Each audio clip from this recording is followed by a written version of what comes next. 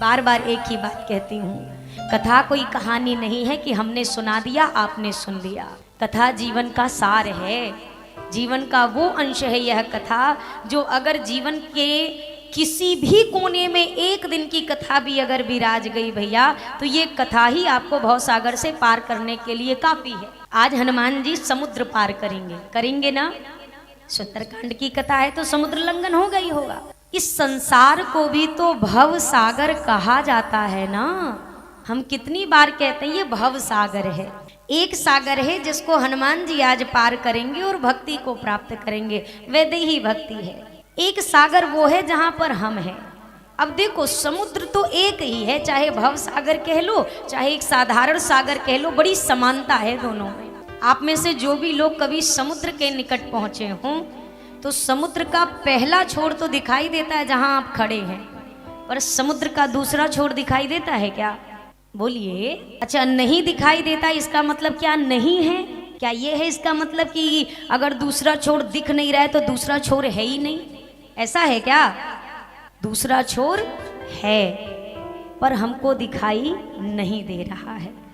हम भी इस संसार में जिस सागर के किनारे खड़े हैं, यहाँ पर भी सागर के दो छोर हैं। एक का नाम है जीवन और दूसरे का नाम है, अरे आप ही बोलो अपने सुंदर सुंदर मुख से, दूसरे का नाम मृत्यु मरण। जिस प्रकार से उस सागर के एक तट को तो आप देख सकते हो जहां पर खड़े हो पर दूसरा तट दिखाई नहीं देता, पर इसका ये मतलब नहीं कि दूसरा तट है ही नहीं, है दूसरा तट। हाँ, हमारी नजर से थोड़ा ओझल है। उसी प्रकार इस संसार के इस सागर में भी हमें जीवन का किनारा तो दिखाई दे रहा है, पर हमारी मृत्यु का किनारा हमसे कितनी दूर है ये हमें दिखाई नहीं देता। नहीं दिखाई दे रहा है इसका मतलब ये मत गलत फहमी में रहियो कि है ये नहीं है, बस नजरों से ओझल है। क्यों? बीच में ऐसी ऊंची ऊंची लहरें उठ रही हैं समुद्र की कि वो किनारा ढक जा रहा है। हमारे जीवन में भी तो लहरें ही उठ रही हैं ना। कितनी लहरें हैं, कुछ पाने की लहर, कुछ खो ना जाए इस चिंता की लहर, जो मिल गया वो शाश्वत बना रहे इसकी लहर, अपने मेरे साथ रहें इसकी लहर, कोई मेरा साथ ना छोड़ दे इसकी लहर। कितनी तो लहरें उठ रही हैं। जब तक ये लहर शांत ना हो तब तक कैसे होश में आए कि दूसरा किनारा भी किसी भी पल आ सकता है। एक लहर के जाते भी, दो लहर के जाते भी, पर आ सकता है। सतर्क रहना है। दो बातन को याद रख, जो चाहत कल्याण, नारायणी को मौत को दूजे श्री भगवान। व्यक्ति अपना हैप्पी वाला बर्थडे वर्ष में हर बार मनाता है ना, जन्मदिन। कभी कभी मनुष्य को बैठकर सोचना चाहिए, अगर हमारा हैप्पी बर्थडे आया है तो हैप्पी डेड डे भी कब आएगा पता नहीं।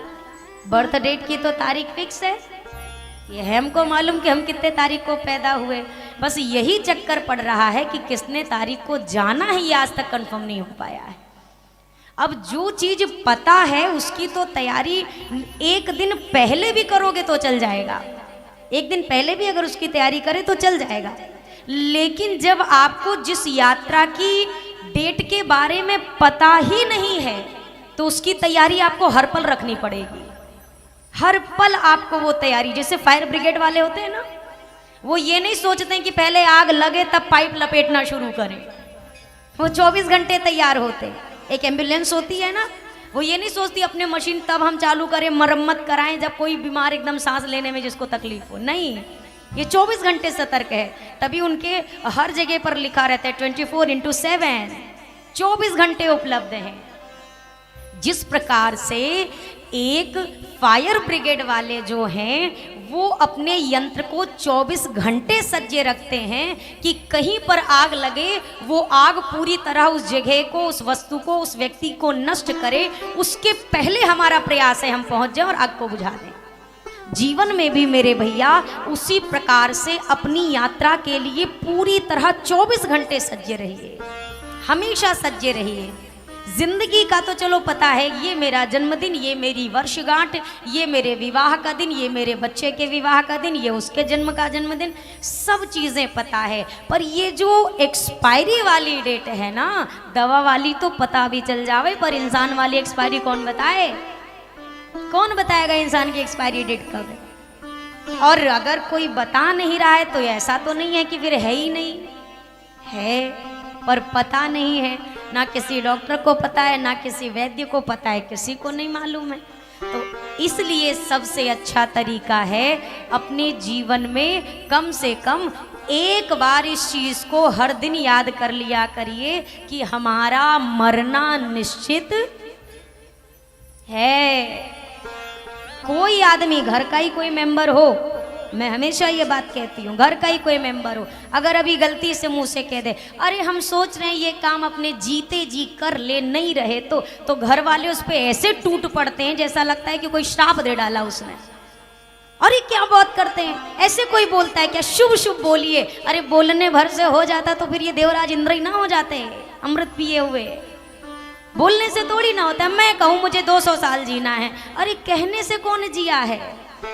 कौन जिया है कहने से? आप बताइए। कई लोग कहते हैं हम मरना नहीं चाहते हैं। हमारा उनसे यही प्रश्न है, आपके चाहने से आज तक जिंदगी में हुआ क्या है? कोई एक चीज बताओ कि क्या चीज आपके चाहने से हुई है? आपके चाहने से आपका शरीर तक नहीं आपके हिसाब से चला है। आपकी अपनी बॉडी भी आपके चाहने के हिसाब से नहीं चली कि जब आपने इच्छा चाहा तो आपके दांत गिरे, जब आपकी इच्छा नहीं हुई तो दांत सगरों खड़े हैं बेचारे। आपकी इच्छा से आपका तन नहीं चला तो आपकी इच्छा से क्या इतना बड़ा विधान चलेगा सृष्टि का? श्री वशिष्ठ जी महाराज ने भरत जी से यह बात कही है जब दशरथ जी का अंतिम संस्कार किया, अंत्येष्टि होने वाली है, उस समय समझाते हुए श्री गुरुदेव भगवान ने भरत जी से यह बात कही। सुनहु भरत भावी प्रबल, बिलखी कहे ओ मुनिनाथ, हानि लाभ जीवन मरण, यश अपयश विधि हाथ। कितनी चीजें गिनती करी? हानि लाभ जीवन मरण यश और अपयश। कितने भय? 6 हुए ना। गुरुदेव ने कहा भरत जी, संसार में व्यक्ति के हाथ में सब कुछ है पर ये 6 चीजें उसके अपने हाथ में नहीं है। हानि लाभ जीवन मरण यश और अपयश। ध्यान से सुनिए फिर हम जाएंगे प्रसंग में। ये 6 चीजें किसी व्यक्ति के हाथ में नहीं है। अब आप देखो संसार में हमें क्या पाना है क्या खोना है ये हमारे हाथ में नहीं है, लेकिन मनुष्य 24 घंटे इसी चेष्टा में लगा है कि मुझे क्या मिल जाए और क्या क्या मेरे पास इकट्ठा हो जाए। जबकि मानस जी की कथा चीख चीख के कह रही है, ना हानि तुम्हारे हाथ में, ना लाभ तुम्हारे हाथ में, ना यश तुम्हारे हाथ में, ना अपयश तुम्हारे हाथ में, ना जीवन तुम्हारे हाथ में, ना मरण तुम्हारे हाथ में। ये जो 6 चीजें आउट ऑफ कंट्रोल हैं, अपनी पहुंच से बाहर हैं, इन 6 चीजों को मनुष्य अपने हिसाब से करने में लगा हुआ है। सही बात है ना?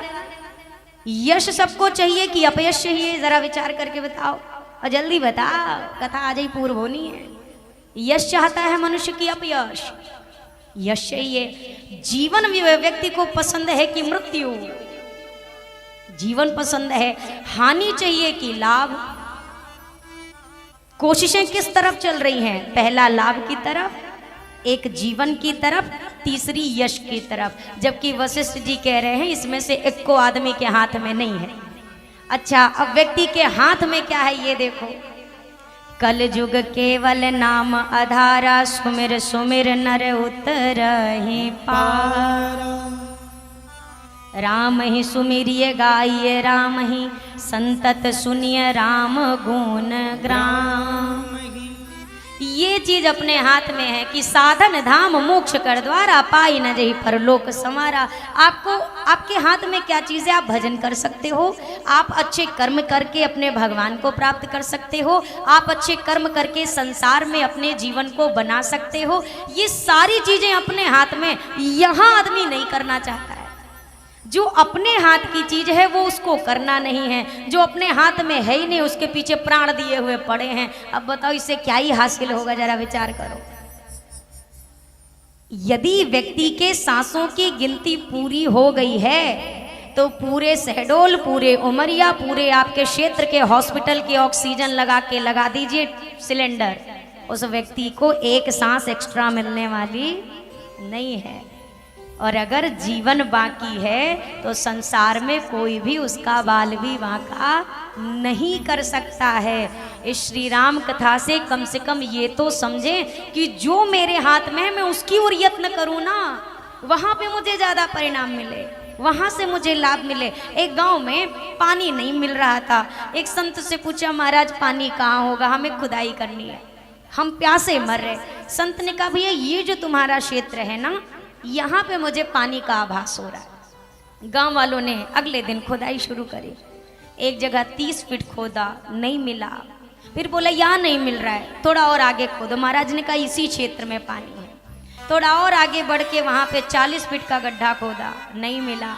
बोला यहाँ पे भी नहीं है, अगली जगह खोदो। थोड़ा और दूर हट करके 60 फीट का गड्ढा खोदा, वहाँ भी नहीं मिला। बोला यहाँ पे भी नहीं है। फिर थोड़ा अलग हट के खोदा, 80 फीट का गड्ढा खोदा, बोला यहाँ भी नहीं। महाराज को तो कुछ पता ही नहीं है, सब झूठ बात बता के चले गए। क्या यही पानी है, हमने इतने गड्ढे खोदे। अगले दिन फिर महाराज जी आए, कुछ दिन बाद क्या हुआ, पानी मिला? अरे महाराज आप बता के गए थे इस क्षेत्र में पानी है, कहीं पानी नहीं। संत ने कहा चलो दिखाओ, गड्ढा खोदा था? बोला अरे गड्ढा, चलो आपको दिखाते। अब गड्ढे गिनवा रहे, ये देखो 30 वाला, ये देखो 40 वाला, ये देखो 60 का, ये देखो 80 का। संत ने कहा मूर्ख आदमी, जितने गड्ढे तूने 5 जगह खोदे हैं ना, अगर इतनी ही गहराई का गड्ढा एक जगह खोद दिया होता तो तुझे पानी मिल जाता। अगर तू 2 गड्ढे के बराबर भी एक जगह पर खोदता तो भी तुझे पानी मिल जाता। उसी प्रकार भैया अपने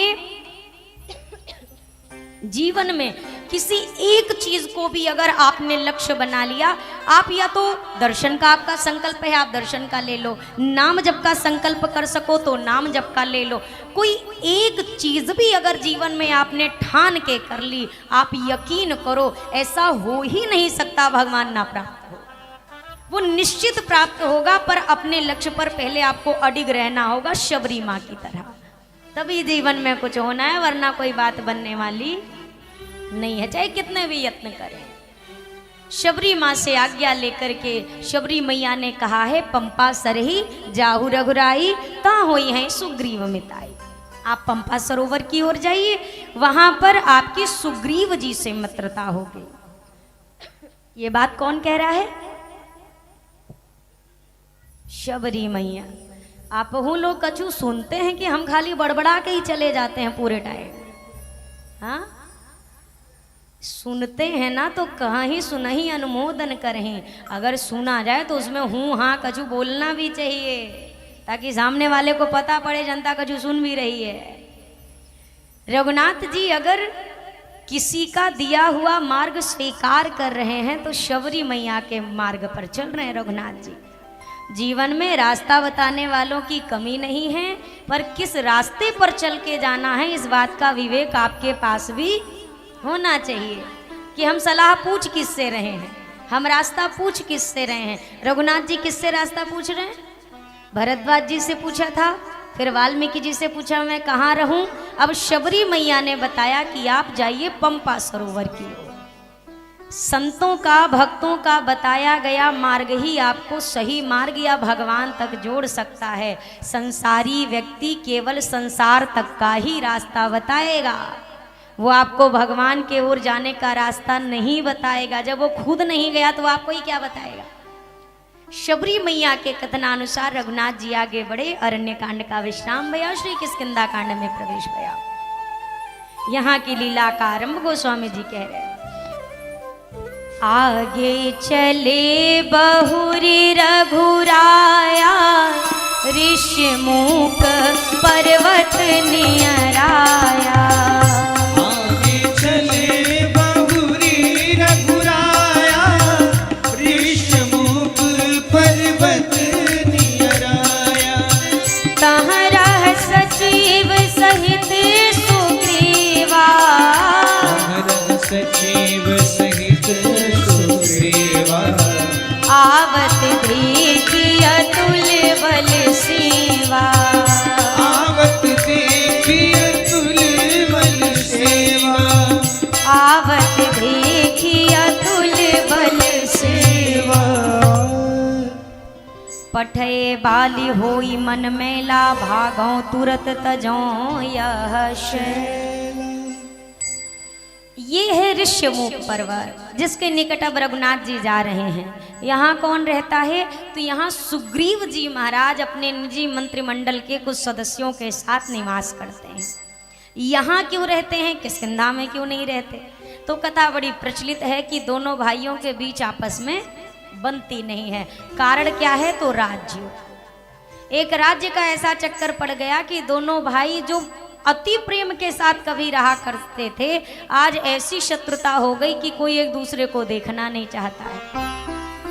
मैंने बार बार आपसे एक बात कही है कि कोई भी संबंध मतभेद तक तो चल सकता है, पर मन भेद के बाद चलने वाला नहीं है। लोग कहते हैं भैया हमारे घर में ना, जैसे दो भाई एक साथ रहते हैं, बीच में एक दीवार खड़ी कर दी, बोलते हैं बंटवारा हो गया।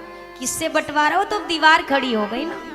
पर आप कभी भी हो तो अपने जीवन में जरा झांक करके देखो कि मेरे आंगन में पहले दीवार खड़ी हुई कि मेरे मन में पहले दीवार खड़ी हुई। दीवार की नींव पहले कहाँ रखी गई, मेरे मन के भीतर कि मेरे आंगन के भीतर? और आपको तब समझ में आएगा पहली ईंट तो मन के भीतर रखी गई थी और उस पहली ईंट ने पूरे दीवार को खड़ा कर दिया मेरे आंगन में।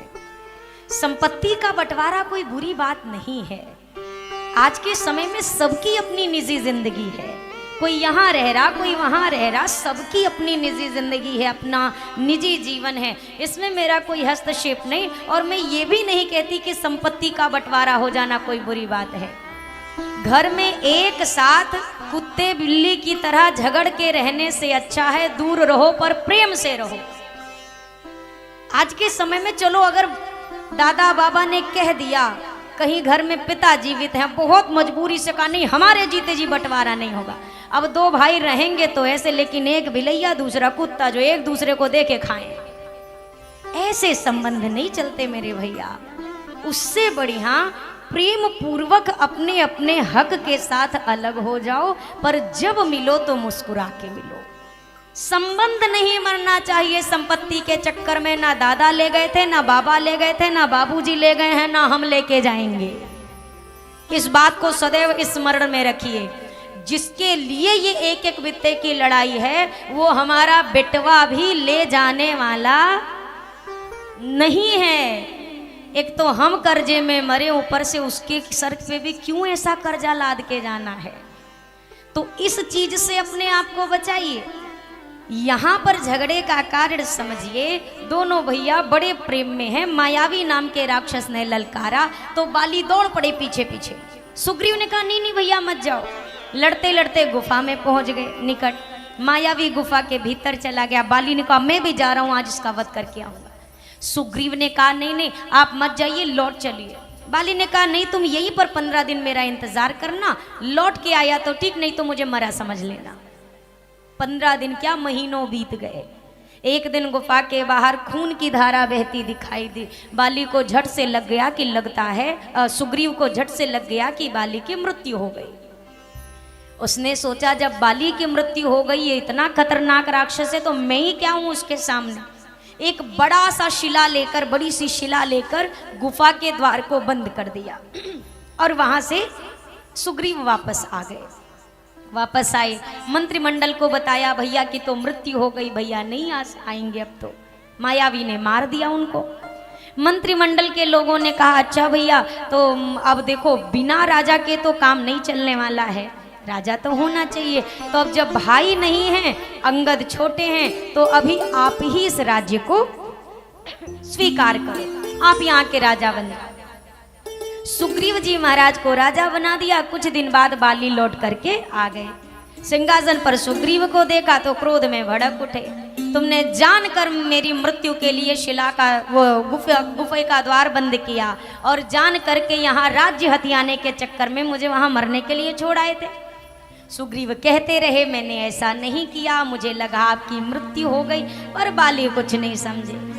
अब दोनों भाई की लड़ाई उसी समय की है। सुग्रीव को मार कर निकाल दिया किष्किंधा से आए ऋष्यमुख पर्वत पर, क्योंकि ये वो स्थान है जहां श्राप के कारण बाली नहीं आ सकते हैं। सुग्रीव को लगा ये सुरक्षित जगह है। आज लेकिन जब उसी पर्वत श्रृंखला से देखा नीचे कोई दो योद्धा स्वरूप में आ रहे, हनुमान जी से कहते हैं सुग्रीव जी, हनुमान जी बाली खुद नहीं आ सकता तो मुझे मारने के लिए लोगों को भेज दिया, पर अब मैं यहाँ रुकूंगा नहीं, मैं झट से ये जगह छोड़कर भाग जाऊंगा। इसमें जो सुग्रीव जी अभी लीला कर रहे हैं ना, सुग्रीव जी की लीला देखने में ऐसा लगता है सुग्रीव जी को भागने में सबसे आसानी लगती है। कोई मुसीबत है भाग ले। हनुमान जी कहें कहाँ तक भागेंगे? अगर वास्तव में बाली ने मारने के लिए भेजा तो कितना भागेंगे, कब तक भागेंगे? हनुमान जी ने कहा मैं जाता हूँ, पता करके आता हूँ ये दोनों कौन हैं, फिर आगे का निर्णय लेंगे, अभी आप यहीं पे रहो। सुग्रीव जी ने कहा हाँ जल्दी जाओ, इतना सा भी खतरा लगे तो इशारा भर कर देना, हम तुरंत भाग जाएंगे वहाँ से। हनुमान जी ने कहा पहले पहुँच तो जाने दीजिए, फिर भागते रहिएगा। हनुमान जी निकट आए। क्या वेश लेकर आए हैं हनुमान जी? तो विप्र का वेश लेकर हनुमान जी रघुनाथ जी के निकट आए और वहां पहुंचे, रघुनाथ जी को प्रणाम किया। अब एक भक्त और भगवान के बीच की वार्ता सुनिए। को तुम श्यामल गौर शरीरा, को तुम श्यामल गौर शरीरा, क्षत्रिय रूप फिरहु बन बीरा, क्षत्रिय रूप फिरहु बन बीरा, कठिन भूमि कोमल पद गामी, कठिन भूमि कोमल पद गामी, कवन हेतु विचरेहु वन स्वामी, पवन हेतु विचरेहु वन स्वामी, कौशलेश दशरथ के जाए, कौशलेश दशरथ के जाए, हम पितु वचन मानी बन आए, हम पितु वचन मानी बन आए, नाम राम लक्ष्मण दो भाई, राम राम लक्ष्मण दो भाई, संग नारी सुकुमारी सुहाई, संग नारी सुकुमारी सुहाई, यहाँ हरि निश्चर वै देहि, यहाँ हरि निश्चर वै देहि, विप्र फिरहि हम खोजत तेहि, विप्र फिरहि हम खोजत तेहि, आपन चरित कहा हम गाई, आपन चरित कहा हम गाई, कहु विप्र निज कथा बुझाई, कहु विप्र निज कथा बुझाई, मंगल भवन अमंगल हारी, मंगल भवन मंगल हारी, रवौ सो दशरथ अजिर बिहारी, प्रभु सुदशरथ अजिर बिहारी। श्री हनुमान जी महाराज संत जन ऐसा बताते हैं, जब प्रभु बाल्यकाल में थे यानी गुरुकुल जाने से पहले तक हनुमान जी के साथ थे रघुनाथ जी, हनुमान जी अयोध्या में रहे, कुछ लीलाएं ऐसी आती हैं, पर गुरुकुल जाने से पहले हनुमान जी को राघव जी ने विदा कर दिया था और उसके बाद आज भेंट हो रही है हनुमान जी की। हनुमान जी विप्र वेश में आए हैं। भक्त कितने भी वेश बदल ले भैया, पर भक्त के भीतर का भाव नहीं छिपता है। जैसे संसारी व्यक्ति के भीतर का भाव नहीं छिपता ना, वैसे भक्त के भीतर का भी भाव छिपने वाला नहीं है। जो भीतर होता है वही बाहर निकल के आता है। हम काफी पहले एक दृष्टांत हम सुनाया करते थे कि एक बार दो मित्र थे। एक मित्र अपनी ससुराल जा रहा था, अचानक से उसका दूसरा मित्र पहुंच गया। दूसरे मित्र ने कहा, अरे बड़ा सज धज के कहाँ जा रहे हो? बोला, अरे अभी आए तुम, ससुराल जा रहा था अपने, और तुम अभी अभी अचानक से आ गए। बोला, अच्छा ससुराल जा रहे हो? ओहो, हमको पहले पता नहीं था, नहीं तो हम भी भाई उस तैयारी के साथ आते और साथ में चलते। अब देखो हम तो नॉर्मल कपड़ों में चले आए। इस मित्र ने कहा, अरे तुम भी क्या छोटी बात करते हो, मुझ में तुझ में कोई फर्क है क्या? मैं अपने कपड़े देता हूँ, झट से पहन लो, चलो दोनों चलते हैं ससुराल। अब उसने जब जोर दिया तो इसने उसकी शर्ट पहन ली। अब दोनों तैयार होके पहुंचे। अब जैसे ससुराल में पहुंचे तो दामाद जी का तो स्वागत भाई 2-3 बार तो होबे करता है, ओकरे बाद तो ठाकुर जी जाने, तो पहले का मामला था।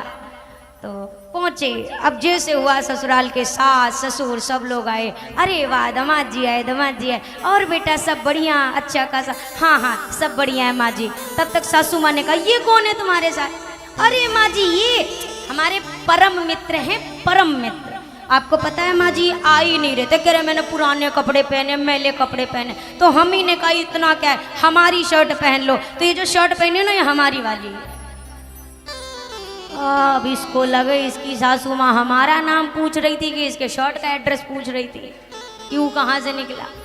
इसने कोने में ले जाके कहा, तुम ऐसे क्यों बोल रहे हो कि मैंने तुम्हारा शर्ट पहना हुआ? ऐसे मत बोलो, अच्छा नहीं लगता है। सबको क्या लगेगा मेरे पास कपड़े नहीं। और ये गलती हो गई, गलती हो गई। फिर थोड़ी देर बाद कोई आया, मिला, साले साहब आए, और जीजा जी सब बढ़िया? अरे एकदम बढ़िया, एकदम बढ़िया, और बताओ? बोला और सब बढ़िया। जीजा जी इनको कभी नहीं देखा, ये कौन? ये हमारे परम मित्र हैं, हमारे साथ आए। आ नहीं रहते वैसे, पर हम जबरदस्ती लेके चले आए। और जो इन्होंने शर्ट पहनी है ना, ये इन्हीं की शर्ट है। सोचे कि अरे अब ये बताए हो कि इन्हीं की शर्ट है, इसका मतलब मेरी होती तो बताना थोड़ी ना पड़ता। तो अब मैं जा रहा हूँ, मुझे नहीं रहना तुम्हारे साथ। तुम जानबूझ के मेरी बेइज्जती करने के लिए मुझे यहाँ लेके आए हो। बोला अच्छा लास्ट अब की गलती नहीं करेंगे, पक्का पक्का, एक बार क्षमा कर। तो गलती से निकल गया। अब रात का भोजन भैया, गांव के बड़े बूढ़े आए कि दामाद जी आए हैं, चलो मिल लेते हैं। अब आए और बेटा सब बढ़िया, अरे बाबूजी सब एकदम बढ़िया, सब कृपा। बेटा इनको कभी नहीं देखा, पहली बार आए हैं, कौन है ये? अरे बाबूजी हमारे मित्र हैं, परम मित्र हैं, और हमारे साथ आए हैं, आ नहीं रहते पर हम जबरदस्ती लेके आए। देखो बाबूजी सब पूछना, पर हम इनके शर्ट के बारे में कुछ नहीं बोलेंगे। जो मन के भीतर होता है वो कभी ना कभी शब्दों से बयां हो जाता है। किसी आप संत से कभी बात करके देखना, किसी संत से, उनकी बातों में आप दुनिया में चाहे जिस संसार की चर्चा करो, उनकी बात आकर उनके भगवान पे खत्म होगी। और आप किसी संसारी व्यक्ति से बात करो, आप बात करोगे अयोध्या की, मथुरा की, काशी की, तीर्थ की, अब वो ऐसा आदमी है जो अपने फूफा पे लाके सारी बात खत्म कर देगा। वो अपने इस संसार में ही आपको लपेट देगा, उसके बाहर उसकी दुनिया है ही नहीं। शब्द बता देता है कि आप किसके हैं, आप किसी जीव के हैं या आप किसी भगवान के हैं। आपके शब्द, व्यक्ति के ना शब्दों से पता चलता है। जैसे बात करो, और भैया नई गाड़ी ले ली, तो जो भगवान को, अरे भैया हमने क्या ली, बस भगवान की कृपा से आ गया है। ये एक शब्द व्यक्त करता है कि उसके जीवन में कैसे भी सही, पर 1% ही सही आश्रय की भावना है, भगवान के प्रति भरोसा है। और किसी जो ना मानने वाला हो भगवान को, उससे पूछो, अरे भाई साहब सोच तो रहते लास्ट ईयर की ही दिवाली से, इस बार बजट बन गया तो हमने कहा अब ले ही लेते हैं। इस बजट को बनाने के पीछे भी किसी बड़े बजट वाले का हाथ होगा ना। उन्होंने कुछ तो ऐसा किया होगा जो व्यक्ति कहे भगवान ने क्या किया, तो सबसे बड़ी बात तुम्हें जीवन दिया है। जो व्यक्ति कहे कि मेरे पास कुछ नहीं है, उसके पास भी वो मनुष्य का चोला है जो पाने के लिए देवता तक तरस रहे हैं। अब आप कहोगे हमने देवता तो तरसते देखे नहीं आज तक। अच्छा ठीक है, 2 आंखें मिली हैं, 2 कान मिले हैं, नाक मिली है, चलते हुए हाथ पांव मिले हैं। इनकी कीमत किसी उस व्यक्ति से पूछो जो एक आंख से ना देख पाए, या किसी की दृष्टि कमज़ोर हो, जो चलने में असमर्थ हो, जिसके हाथ ना हो, अगर किसी के पाँव ना हो, उससे अपने शरीर की कीमत पूछो कि भैया तुम्हारे पास क्या है। 4 पहिया में बैठा हुआ व्यक्ति ट्रैफिक में फंस गया, हॉर्न पे हॉर्न दे रहा है, इतने में निगाह पड़ी आसमान से हवाई जहाज जा रहा है। अब ये व्यक्ति सोचे हाश काश मेरे पास ये एरोप्लेन, अपनी एक निजी एक फ्लाइट होती, एक अपना पर्सनल हेलीकॉप्टर होता तो ये ट्रैफिक का झंझट ही नहीं पड़ता। यहाँ बैठा वहाँ उतरा। उस 4 पहिया वाले के बगल एक 2 पहिए वाला खड़ा है। वो सोचता है काश हमारे पास ये 4 पहिया होती तो ये धूप में ना ऐसे परेशान नहीं होना पड़ता। उस 2 पहिया वाले के ठीक बगल एक साइकिल वाला भी खड़ा है। साइकिल वाला बाइक वाले को देखकर सोचता काश हमारे पास भी मोटरसाइकिल होती, ड्रूम ड्रूम करते निकल लेते। पैडल मार मार के तो पाँव दुख रहे हैं। उस साइकिल वाले के ठीक बगल एक पैदल चलता इंसान है जो सोचता है काश मेरे पास साइकिल होती तो कितना बढ़िया रहता, जो 1-1 घंटे की यात्रा है कम से कम आधे घंटे में हो जाती। उस पैदल वाले के ठीक बगल व्हील चेयर पर बैठा एक बंदा है जो परमात्मा से कहता है काश तूने मुझे 2 पाँव दिए होते, मैं अपने पाँव से चल तो सकता था। जो प्राप्त है भैया वही पर्याप्त है। और जिसको लगे कि ये शरीर कीमती नहीं है, ऐसा करना अपनी एक किडनी डोनेट कर देना ले जाके अस्पताल में, काऊ के काम आ जाएगी। अपनी एक आंखें आपसे जैसे देखो, 2 आंखें हैं दाईं और बाईं, अरे हैं ना कि ये हम बताएं, है ना? दाईं और बाईं वाली में से ज्यादा प्यार किस वाली आंख से करते हैं? दाहिनी वाली ज्यादा अच्छी लगती है कि बाईं वाली? कौन सी ज्यादा प्यारी है? दोनों है ना। दाया वाला हाथ ज्यादा आपका अच्छा है कि बायां वाला? ज्यादा काम का कौन है? कौन आपको प्यारा लगता है? दायां काम ज्यादा, पैर आपका ज्यादा सही है, प्यारा है आपको कि बायां? दोनों प्यारे हैं ना। और जिसको प्यारे ना हो उनसे कोई कहे भैया 1 लाख ले लो अपना 1 पाँव दे दो, कोई देगा क्या? 10 लाख ले लो अपने दोनों हाथ दे दो, देगा क्या? तब क्या लगेगा नहीं नहीं नहीं नहीं हमारा, हम आप पैसे कैसे दे दें? शरीर की कीमत तभी पता चलती है जब हम किसी ऐसे व्यक्ति को देखें जो उस चीज़ के लिए तरस रहा हो। अभी तो फिलहाल बस इतना ही भगवान से कह लो ठाकुर जी देखो, दया भगवान की चाहिए ना? दया चाहिए कि नहीं चाहिए? चाहिए। दया का उल्टा करो, जोर से बोलियो। क्या हो रहा है? याद हो रहा है ना? आप याद करना शुरू करो, वो दया करना शुरू करेगा। जब तक याद नहीं करेंगे तब तक दया होने वाली नहीं है। उन्ने नन को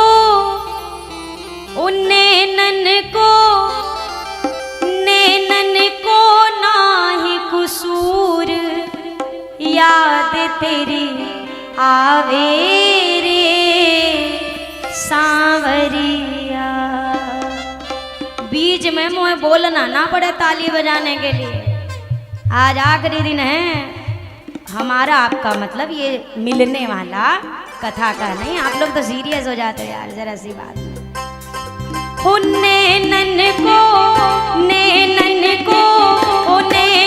को नाही कुसूर, याद तेरी आवे रे सांवरिया। नैनन को नाही कुसूर, आवे रे सांवरिया। नैनन को नाही कुसूर, याद तेरी आवे रे सांवरिया। नैनन को नाही कसूर, याद तेरी आवे रे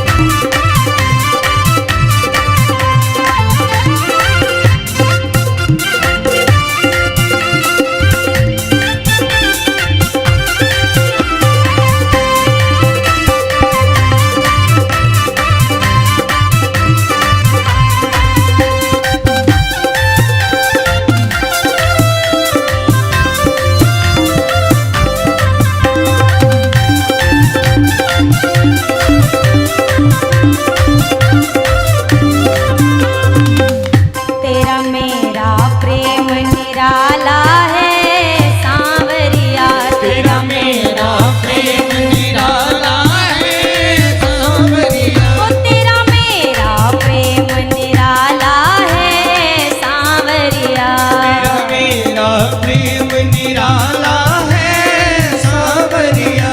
जो कभी ना आज कभी ना जो कभी ना होगा दूर याद तेरी आवे रे सांवरिया। जो कभी ना होगा दूर याद तेरी आवे रे सांवरिया। ओ मेरे दिल को ना ही कसूर याद तेरी आवे रे सांवरिया। मेरे दिल को ना ही कसूर याद तेरी आवे रे सांवरिया।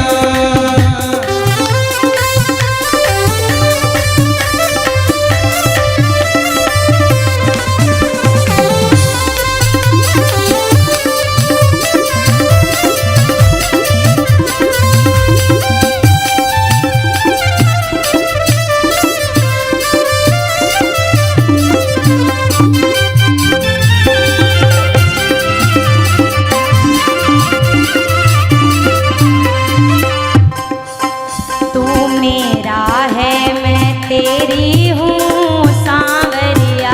तू मेरा है मैं तेरी हूँ सांवरिया। मैं तेरी हूँ तू मेरा है सांवरिया।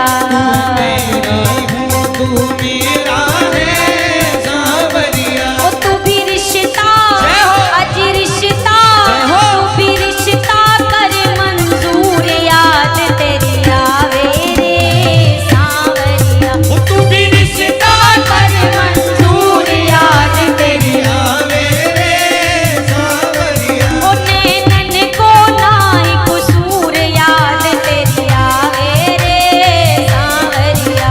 नैनन को नाही कसूर याद तेरी आवे रे सांवरिया।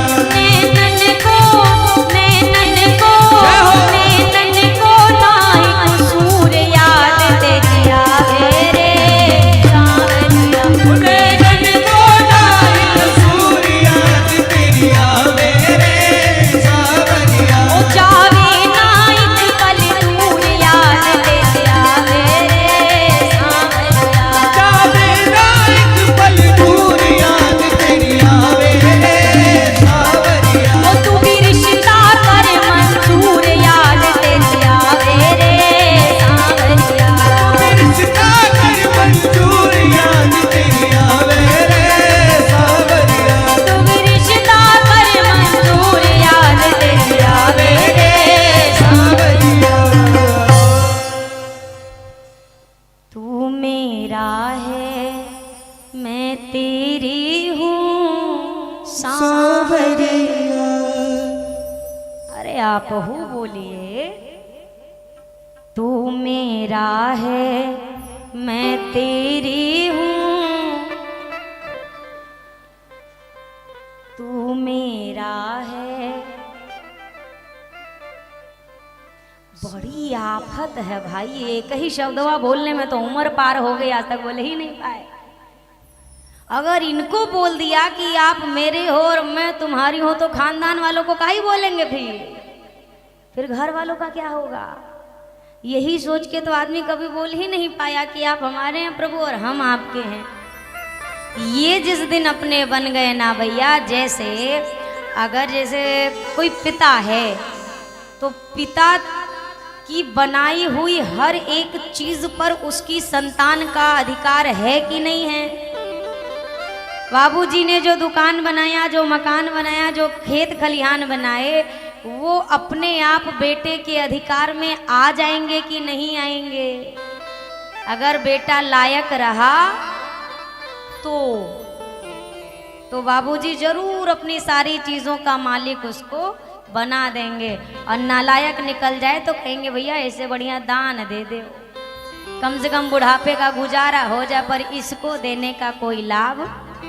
जिस प्रकार अगर पिता के लिए हम अच्छे आचरण में रहें तो पिता की बनाई हर वस्तु पर अपना अधिकार होता है, उसी प्रकार मेरे भैया भगवान के बन जाओ तो भगवान की बनी हुई बनाई हुई हर एक चीज पर हमारा अधिकार है।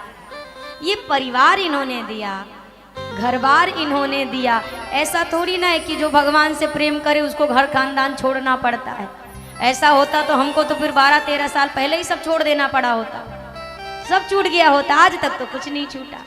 क्योंकि रघुनाथ जी उनसे प्रेम करने का तात्पर्य है कि उनको अपने जीवन का अभिन्न अंग मांग के रखो, बाकी जीवन जो चला रहे हो अपना चलाते रहो।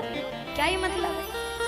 हनुमान जी आकर प्रश्न करते हैं, को तुम श्यामल गौरे शरीरा। आप श्याम और गौर वर्ण के कौन हैं? आपका जो रूप है क्षत्रियों के समान है, आपके आयुध आपके क्षत्रिय होने की ओर संकेत करते हैं, पर ये जो वलकल है मानो कहते हैं नहीं नहीं आप कोई वनवासी हैं, कोई मुनि है। आप वास्तव में कौन हैं? ये कठिन भूमि कोमल पदगामी, ये धरती कठिन है, आपके चरण बड़े कोमल हैं, नंगे पांव इस धरती पर क्यों यात्रा कर रहे हैं? आने का क्या कारण है जरा बताइए तो सही। क्यों जंगल में विचरण कर रहे हैं आप? इतना सुनते ही हनुमान जी को तो राम जी पहचान ही चुके हैं। ऐसा थोड़ी ना कि ठाकुर जी जब सती जी भी वेश बना के आई थी तो रघुनाथ जी पहचान चुके थे, पर तब तक खेल खिलाते हैं जब तक भक्त खेल खेलना चाहे। जैसे घर के भीतर भी अगर 2-3 साल का 4 साल का बच्चा हो और अपने पिताजी से कहे चलो पापा आज लुका छुपी खेलते हैं, पिता मना थोड़ी ना करता है, तो बच्चे से कहता है अच्छा ठीक है पहले तुम जाओ छुपो हम ढूंढेंगे। और बच्चा कहाँ छुपता है? पापा जी के सामने जाके सोफा के पीछे लेट जाएगा, दोनों टांगे सोफा के बाहर है, खाली धड़ब अंदर है, और वहीं से कहता है ढूंढो। अब बाबूजी वहीं से 5 चक्कर काटते हैं, दोनों टांगे बराबर दिखाई दे रही हैं पर जल्दी ढूंढते नहीं। वहीं से घूम के आएंगे, कहेंगे यहाँ भी नहीं है, दूसरे कमरे में चले जाएंगे, अरे यहाँ भी नहीं है, फिर काफी देर के बाद आके कहेंगे अच्छा यहाँ है। दोनों टांगे पहली बारी से ही दिखाई दे रही हैं, पर अगर बच्चा खेलता है तो पिता भी उस खेल में उसका सहायक बनता है। हनुमान जी को रघुनाथ जी पहचान चुके और सोच रहे हैं जब तक हनुमान जी अपना परिचय ना दें तब तक हम भी नहीं अपना परिचय वास्तविक देंगे।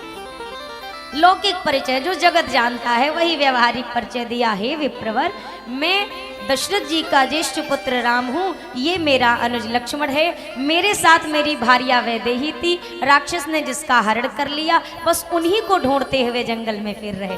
हमने तो अपना आने का कारण बता दिया, अपना चरित्र गाकर बता दिया, अब जरा आप अपने बारे में बताइए कि आप कौन हैं, आप इस जंगल में क्या कर रहे हैं? हनुमान जी ने जब ये गूढ़ शब्द सुना कि आपन चरित कहा हम गाई।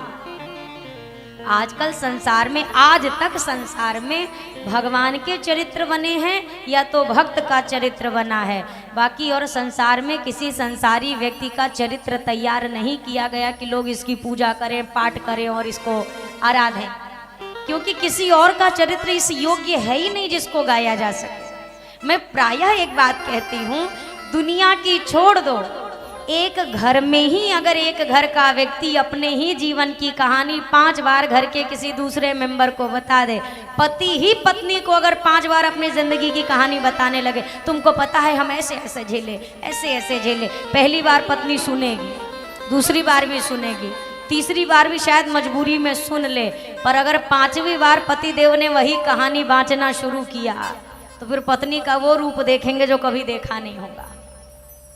अरे सुन सुन के, अरे पता है महाराज, कितनी बार बताओगे, हमें मालूम है ऐसा ऐसा हुआ। व्यक्ति के चरित्र में वो सामर्थ्य ही नहीं है जो किसी के मन को शांति दे सके, जो किसी एक व्यक्ति को 3 घंटे 4 घंटे एक जगह बिठा सके, इतनी सामर्थ्य किसी आदमी के चरित्र में नहीं है। चाहे जितने प्रपंच गाइए, बहुत सुन लेगा आदमी, एक बार सुनेगा, दोबारा कोई सुनने वाला नहीं है। राम कथा अनगिनत बार गाई गई, अनगिनत बात कही गई, लेकिन कभी मन को ऐसा नहीं लगा कि अरे अब क्या सुनना। सुंदरकांड आप नहीं जानते क्या? जानते हैं ना, हनुमान जी लंका जाएंगे, लंका जलाएंगे, चूड़ामणि लाएंगे, फिर राम जी से कहेंगे, राम जी से तू वंदन कराएंगे, फिर सेना पार उतरेगी, फिर रावण की मृत्यु होगी। अरे ये बातें तो पता ही है सबको, मूल कथा, फिर काहे को बैठे हो टाइम पास करने? क्यों? क्योंकि इस चरित्र को 1000 बार सुनकर भी रस वही प्राप्त होता है जो पहली बार मिला था। इस चरित्र को प्राप्त करके कभी ऐसा नहीं लगता कि ये वही चरित्र है, ये वही कथा है। हम आज तक इतने वर्षों में हमें गाते गाते कभी तृप्ति नहीं मिली कि अरे वही कथा अब क्या गानी है। हर बार ऐसा लगता है कितनी कथाएं गाएं और कब तक गाते रहें। इस जीवन का तो भैया लक्ष्य ही एक है, भगवान जीवन तभी तक देना जब तक कथा गा पा रहे हैं। इतनी ही जिंदगी चाहिए, इससे एक्स्ट्रा वाली हमें चाहिए ही नहीं, नीड ही नहीं है उसकी।